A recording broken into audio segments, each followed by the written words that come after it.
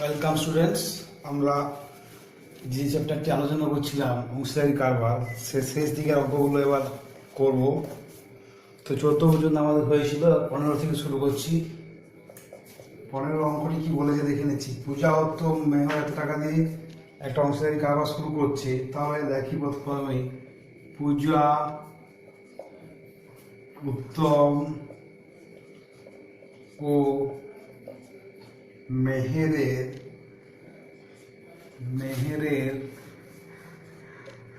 মূলধনের অনুপাত কত হবে আমি দেখে নিই। 5,000, 7,000 এবং 10,000 টাকা। তাহলে 5,000 ইজটু হচ্ছে 7,000 ইজটু হচ্ছে 10,000। তাহলে আমি 3টে করে শূন্য কেটে দিচ্ছি। তাহলে হয়ে গেল 5:7:10। এবার দেখো বলা হয়েছে যে বছরের শেষে মোট লাভ হচ্ছে। তাহলে বছরের শেষে মোট লাভ, বছরের শেষে মোট লাভ, এটা পেজ নাম্বার হচ্ছে তোমাদের 204 পেজ। বছরের শেষে মোট লাভ কত হয়েছে বলা হয়েছে যে 6,960 টাকা। 6,960 টাকা। তার মধ্যে খরচ হচ্ছে কিছু, মাসিক খরচ কারবারটা চালানোর জন্য, তো ব্যবসা চালানোর জন্য খরচ হচ্ছে। ব্যবসা চালানোর জন্য মোট খরচ, কারবার চালানোর মোট বাৎসরিক খরচ, কারবার চালানোর মোট বাৎসরিক খরচ সমান কত হয়েছে 125 টাকা করে মাসে। তাহলে 125 ইন্টু 12 মাসে হবে। তাহলে এখানে গুণটা আমি করে ফেলি। 12×5=60, শূন্য হাত থেকে 6, 12×4 = 24, শূন্য হাত থেকে 3, 12 হাত থেকে 15, তাহলে 1,500 টাকা। এটা হচ্ছে খরচ কারবার চালানোর জন্য। আরেকটি খরচ হয়েছে বলে হিসাবপত্র রাখার জন্য পূজা উত্তম প্রত্যেকের 400 টাকা হবে। হিসাবপত্র রাখার জন্য মোট খরচ, হিসাবপত্র রাখার জন্য পূজা উত্তম প্রত্যেকে পায়, পূজা উত্তম প্রত্যেকে পায় কত পাচ্ছে 200 টাকা করে প্রত্যেকে পাচ্ছে মাসিক। তাহলে 200 ইন্টু 12, প্রত্যেকে মোট পায় দেখো 200 ইন্টু 12 মানে হচ্ছে 2,400 টাকা। 2,400 টাকা করে দুজনে পাচ্ছে। তাহলে বছরের শেষে লাভ হচ্ছে মোট এটা, তার মধ্যে এটা খরচ হয়ে গেল বাৎসরিক খরচ, আবার প্রত্যেকে পাচ্ছে এটা। অতএব বাকি টাকা বা বাকি লভ্যাংশ সমান বাকি লাভ সমান, বাকি লাভ সমান কত হলো 6,960 টাকা ছিল, সেখান থেকে 1,500 টাকা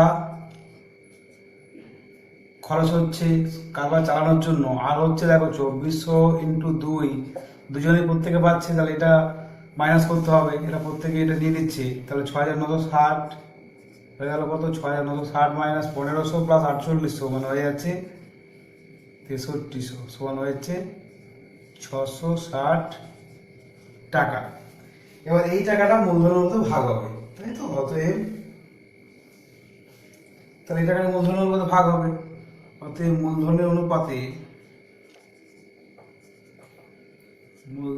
অনুপাতে কে পাচ্ছে? তাহলে প্রথমে হচ্ছে পূজা পায় কত পাচ্ছে 660 টাকা, ইন্টু হবে দেখো আনুপাতিক ভাগাতি গুণ করবো, মানে 5/5 + 7 + 10 এত টাকা সমান হচ্ছে 660 ইন্টু হচ্ছে 5/5 12 22 কাটাকাটি করে নিই আমি 30 সমান হচ্ছে 150 টাকা। তাহলে এটা হলো পূজা। আর দুজনে বাকি সেম ভাবে হিসেব করে ফেলি কত।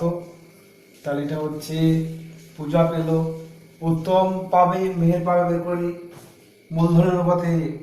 ওই একই কথা, মূলধনের অনুপাতে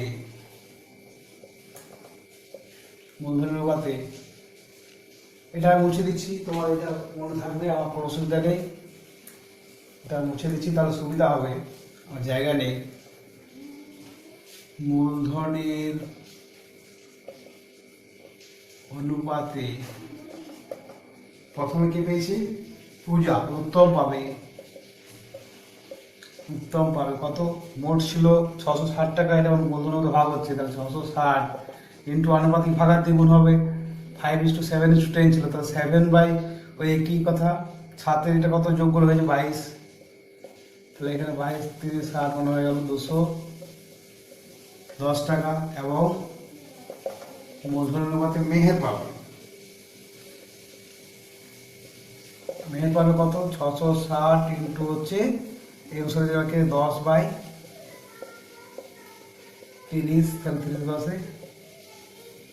300 টাকা। এটা বুঝতে অসুবিধা, তাহলে 30 করে দিলাম, 300 টাকা। এবার দেখো মোট কি কত আরো যোগ করতে হবে আমাকে। অতএব পূজা বলতে কি 2400 টাকা আগে পেয়েছি, তাহলে অতএব পূজা মোট পাবে। অতএব পূজা মোট লভ্যাংশ পাবে 2400 টাকাও হিসেব রাখার জন্য পেয়ে গেছে আগেই, প্লাস হচ্ছে এই টাকাটা 2400 প্লাস হচ্ছে 150, তাহলে হয়ে গেল 2550 টাকা। এটা পূজা পেল। পূজা তারপর কি নাম আছে?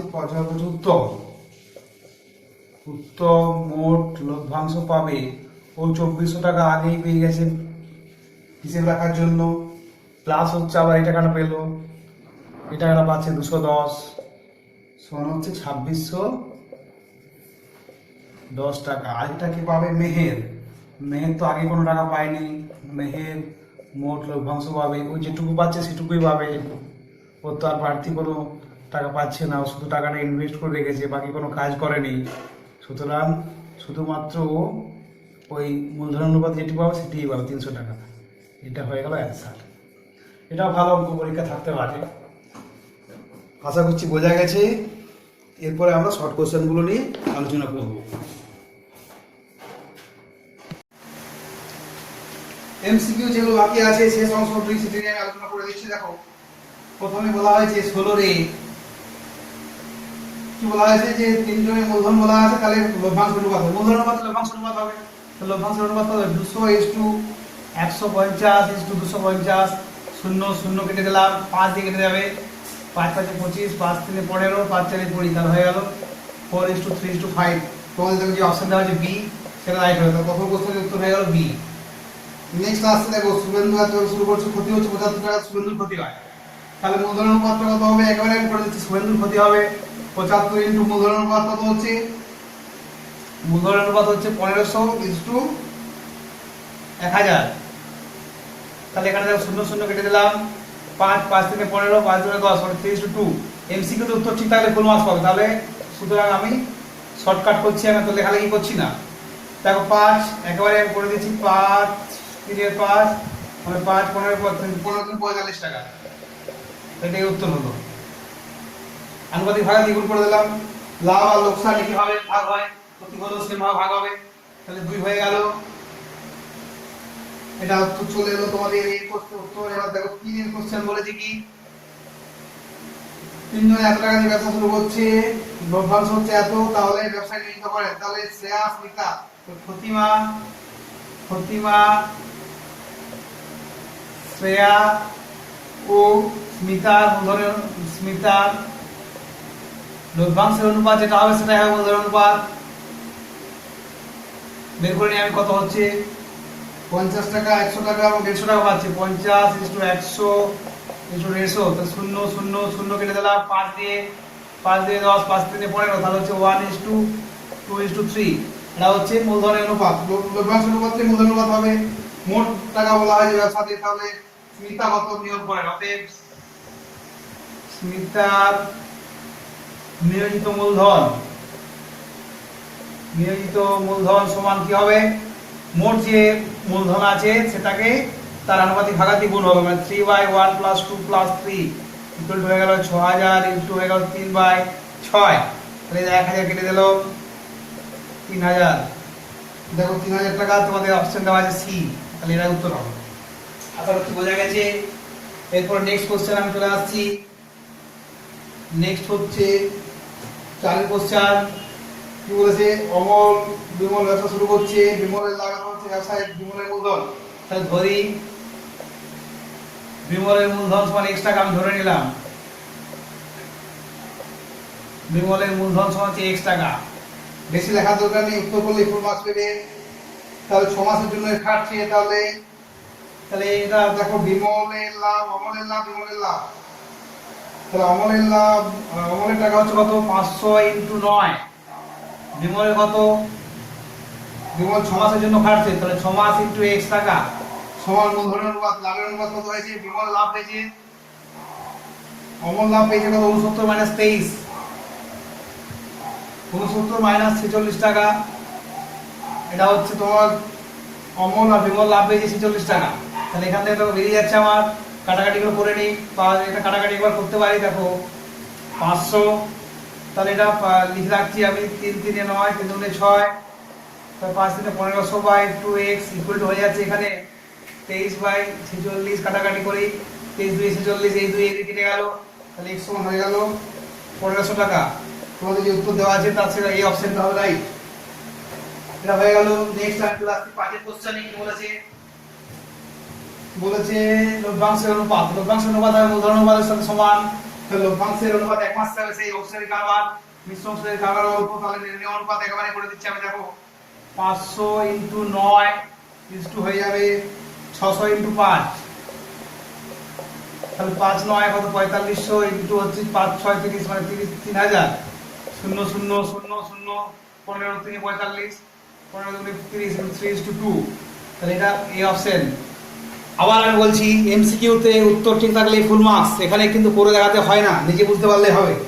এবার দেখো সত্য মিথ্যা বলেছে। বিয়ের 1 নম্বর কোশ্চেন বলে অংশীদারি ব্যবসায় কমপক্ষে লোকের দরকার 3 জন। আমি কি বলেছি? একাধিক জন হলেই ব্যবসা হবে, 2 জন হলেই হবে। সুতরাং 3 জন লাগবে এরকম কোনো নিশ্চয়তা নেই। সুতরাং উত্তর হচ্ছে মিথ্যা। 2 জন হলেই হবে, মিনিমাম 2 জন, 2 জন অথবা 2 জনের বেশি। তাহলে প্রথমে একটি মিথ্যা হয়ে গেল। দ্বিতীয়টা বলেছে কি? তাহলে একটা হয়ে গেল মিথ্যা,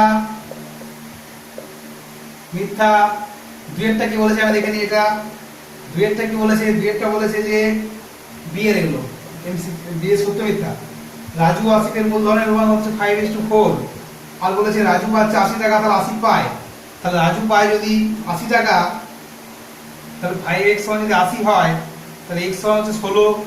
অতএব রাজু কত পাবে? রাজু যদি 80 টাকা পাচ্ছে, তাহলে 80 কত হবে? 80 16 হলো, তাহলে এটা 4, তাহলে 16 ইন্টু 4 4x পাবে, মানে 64 টাকা পাবে। কিন্তু কত বলা আছে? 100 টাকা বলা আছে। তাহলে কি হবে? এটা মিথ্যা হলো, না মিথ্যা। রাজু পাবে 64 টাকা, এটা মিথ্যা হয়ে গেল। শূন্যস্থান পূরণ আছে, শূন্যস্থান পূরণ 1 নম্বর কোশ্চেন থাকে তোমাদের। অংশীদারি কারবার আমি শিখেছি 2 প্রকারের হয়, সরল অংশীদারি কারবার, মিশ্র অংশীদারি কারবার। তাহলে অংশীদারি কারবার 2 ধরনের। পরের কোশ্চেন, অন্য কোনো শর্ত ছাড়া অংশীদারি ব্যবসায় অংশীদারিগণ সমান সমান মূলধন নির্ধারিত করলে কি হবে? সমান সময়ের জন্য হলে সেটা হয় সরল অংশীদারি কারবার। তাহলে উত্তরটা হবে সরল অংশীদারি কারবার। তৃতীয় যেটা আছে শূন্যস্থান, সেটা হবে ব্যবসা বিভিন্ন সময়ের জন্য মূলধন নিয়োগ করলে সেটা হবে মিশ্র অংশীদারি কারবার। তাহলে এটা হবে মিশ্র। হয়ে গেল। এবার শেষের ভেরি শর্টের সাথে কোশ্চেন, 2 নম্বরের কোশ্চেন এগুলো থাকে। এগুলো দেখো, এবার আমি বলছি, আলোচনায় আসছি। এগুলো ভালো কোশ্চেন। 17 রেখে আসছি আমি। কি বলেছে? সমীর ইদ্রিস আলীর মূলধনের অনুপাত। তাহলে সমীর ইদ্রিস ও অ্যান্টনির মূলধনের অনুপাত। অ্যান্টনির মূলধনের অনুপাত কত আছে? দেখো বলা আছে 1/6 ইনটু 1/5 ইনটু 1/4। তো এরকম ভগ্নাংশ আছে, এটাকে আমি পুরোটাকে আমি এতে নিয়ে চলে যাই, পূর্ণ সংখ্যা নিয়ে চলে যাই। তাহলে লসাগু হচ্ছে কত? 6 5 4। এটা লসাগু হচ্ছে, দেখো লসাগু হবে 6 5 30, তো 60 হবে। 60 লসাগু হচ্ছে, তো 60 দিয়ে আমরা কোনো জীবন করবো, মানে হয়ে গেল 10 ইনটু 12 ইনটু হচ্ছে 15। এটা হয়ে গেল মূলধনের অনুপাত। এবার মোট লাভ বলা আছে, তাহলে অ্যান্টনির লাভ। অতএব অ্যান্টনির লাভ, মোট লাভ বলা আছে 3700 টাকা। অতএব অ্যান্টনির লাভ সমান হচ্ছে অ্যান্টনির লাভ সমান কি হবে? আনুপাতিক ভাড়া দ্বিগুণ হবে। তো 3700 ইনটু এটা অ্যান্টনি কত আছে? এইটা অ্যান্টনি, মানে এই অংশটা অ্যান্টনি। তাহলে হয়ে গেল 15 বাই 10 প্লাস 12 প্লাস 15 এত টাকা। ইকুয়াল টু হচ্ছে কত 3700 ইন্টু 15/37 টাকা, দেখো কেটে গেল 3700 হয়ে গেল, তাহলে হয়ে গেল 1500 টাকা। এগুলো 2 নম্বরের কোশ্চেন, এগুলো কিন্তু করে দেখাতে হবে, না করে দেখালে নাম্বার চলে যাবে, 1 নাম্বার বাদ চলে যাবে শুধু উত্তর লিখলে। হয়ে গেল প্রথম কোশ্চেন। নেক্সট আসছে আমি 2 এর কোশ্চেনে। কি বলা হয়েছে দেখি, 2 এ বলা হয়েছে যে পৃথা ও রাবেয়ার মূলধনের অনুপাত, পৃথা ও রাবেয়ার মূলধনের অনুপাত সমান হচ্ছে কত 2:3, এটা রাখলাম। আরেকটা বলা আছে রাবেয়া ও জেসমিনের মূলধনের অনুপাত, রাবেয়া ও জেসমিনের মূলধনের অনুপাত কত বলা হয়েছে, বলা হয়েছে 4:5। তাহলে তিনজনের মূলধনের অনুপাত বের করতে বলে, তাহলে তিনজনের অনুপাত করতে গেলে কি হবে, এটাকে তাহলে H2B B/C আছে, মানে H2B B/C বের করতে হবে। তাহলে এখানে দেখো উত্তর পদ হচ্ছে 3, এখানে উত্তর পদ 4, এটা লসাগু করতে হবে, 3 আর 4 লসাগু হচ্ছে 12, তাহলে সেই 12 নিয়ে আসতে হবে, 12 নিয়ে আসতে গেলে কি করতে হবে, 3 কে 4 দ্বিগুণ করতে হবে, তাহলে পুরো অনুপাত থেকে আমি 4 দ্বিগুণ করে দিচ্ছি, মানে হয়ে গেল 8:12। আর এটাকে 12 আনতে গেলে 4 কে 3 দ্বিগুণ করবো, তাহলে পুরোটাকে 3 দ্বিগুণ করে দেবো, মানে 12:15। অতএব আমার হয়ে গেল, অতএব পৃথা রাবেয়া, অতএব নির্ণয় অনুপাত করে দিচ্ছে একেবারে, তাহলে সুবিধা হবে। অতএব নির্ণয় মূলধন অনুপাত, অতএব নির্ণয় অনুপাত একেবারে আমি করে দিচ্ছি, অত ভাষা আর লেখা দরকার নেই। সমান হয়ে গেল কত, দেখো কি হয়ে গেছে 8:12:15 অ্যান্সার। আশা করছি বোঝা গেছে। নেক্সট আসছি আমি 3 এর কোশ্চেন। কি বলেছে দেখি,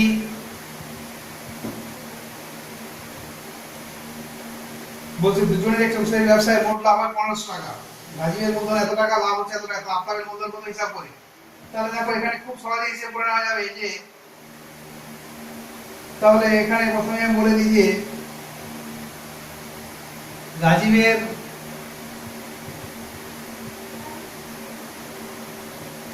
মূলধন কত বলা আছে 6000 টাকা, এবং লাভ কত বলা হয়েছে, রাজীবের লাভ বলা হয়েছে 900 টাকা, আর মোট লাভ বলা হয়েছে 1500।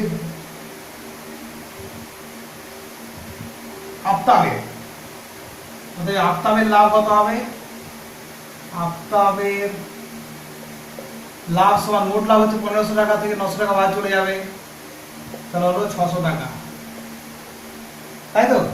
অতএব একেবারে আমি দেখো করে দিচ্ছি, অতএব আফতাবের মূলধন, তাহলে আফতাবের মূলধন বাই হচ্ছে রাজীবের মূলধন,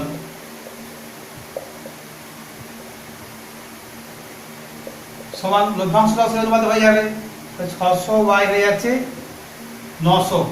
আফতাবের মূলধন না বের করতে হবে, আফতাবের মূলধন বাই রাজীবের মূলধন এখন বলাই আছে 6000 টাকা, 600 বাই 900, একটু 0 0 কেটে গেল, এখানে 3 2 6, 3 3 9, এবার এদিকে চলে যাচ্ছে, আমি একবারে করে দিই 3, এখানে 2000 কেটে দিলাম আমি। অতএব আফতাবের মূলধন সমান এদিকে গুণ হয়ে গেল 4000 টাকা। অতএব আফতাবের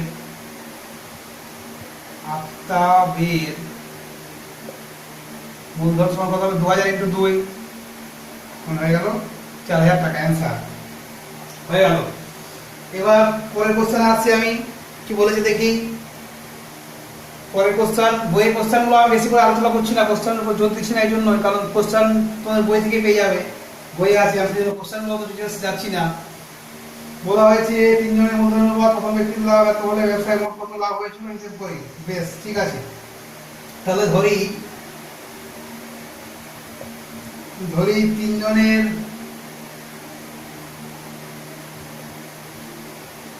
লাভ যথাক্রমে, মূলধন অনুপাতে লাভ হবে কত হচ্ছে 3x 4x, sorry 8x 3x 8x এবং 5x টাকা ধরে নিলাম। অতএব প্রশ্নানুসারে কি বলেছে যে প্রথম ব্যক্তির লাভ দ্বিতীয় ব্যক্তির লাভের থেকে 60 টাকা কম, তাহলে প্রথম ব্যক্তির লাভ দ্বিতীয় ব্যক্তির লাভের থেকে 5x - 3x ইকুয়াল বলা হচ্ছে 60। তাহলে এখানে x বের করে নেব, 2x সমান পেয়ে যাচ্ছে কত 60, তারপর x ইকুয়াল পেয়ে গেলাম 30, 60/2 মানে 30, তাহলে এটা পেয়ে গেলাম। অতএব মোট লাভ বেরিয়ে গেল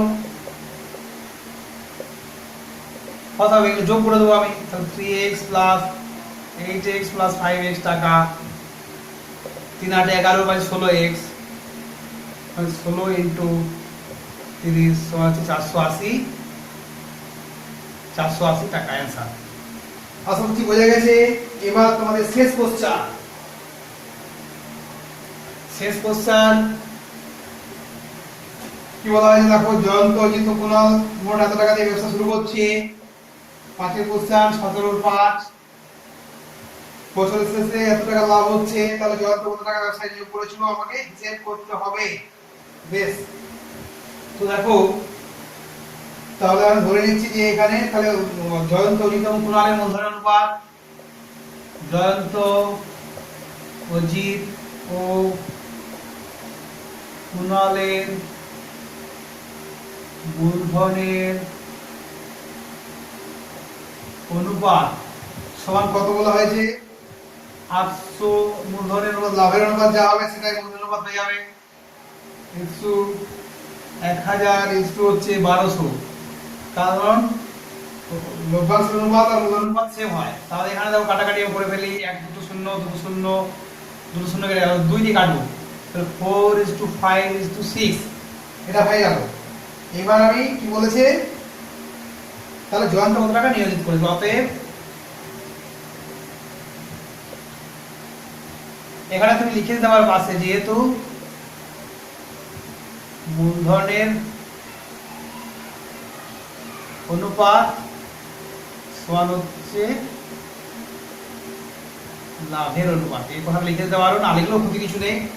অতএব জয়ন্ত কত টাকা নিয়োগ করেছিল, অতএব জয়ন্তের নিয়োজিত মূলধন সমান, মোট মূলধন বলা আছে আমার 15,000 টাকা, ইন্টু কি হবে আনুপাতিক ভাগান্তিক গুণ হয়ে যাবে।